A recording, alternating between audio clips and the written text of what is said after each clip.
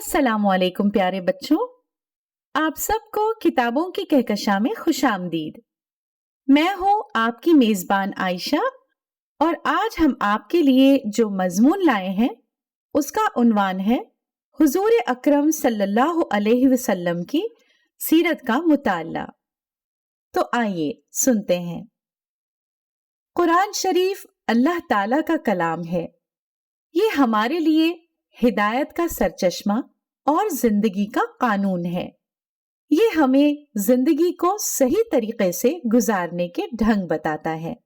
قرآن حکیم ہمارے پیارے نبی سرکار دو عالم صلی اللہ علیہ وسلم پر اللہ تعالیٰ نے اتارا۔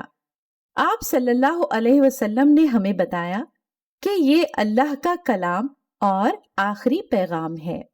اس کو ماننا یعنی اس پر ایمان لانا انسان کے لیے نجات کا باعث ہے۔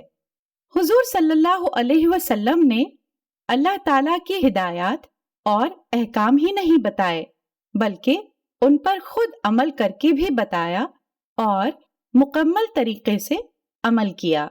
آپ صلی اللہ علیہ وسلم نے اپنی پاک زندگی اور پاکیزہ سیرت کا بہترین نمونہ ہمیں دکھایا، جس سے ہمیں صحیح طرح اور پوری طرح معلوم ہوا کہ اللہ کے ہدایت کے مطابق کس طرح زندگی گزاری جا سکتی ہے۔ حضور صلی اللہ علیہ وسلم کی زندگی اور اعمال کو اسوہ حسنہ کہتے ہیں۔ اس پر عمل کرنا ہر مسلمان کا فرض ہے۔ جو شخص حضور صلی اللہ علیہ وسلم کے نمونے کو جتنا زیادہ اپنے سامنے رکھتا ہے اور جس قدر زیادہ اس کے مطابق عمل کرتا ہے، وہ اتنا ہی اچھا مسلمان ہے۔ ہمارا فرض ہے کہ ہم حضور صلی اللہ علیہ وسلم کے اسوہ حسنہ کو اچھی طرح سمجھیں۔ اس کے لیے آپ صلی اللہ علیہ وسلم کی زندگی کا مطالعہ کرنے کی ضرورت ہے۔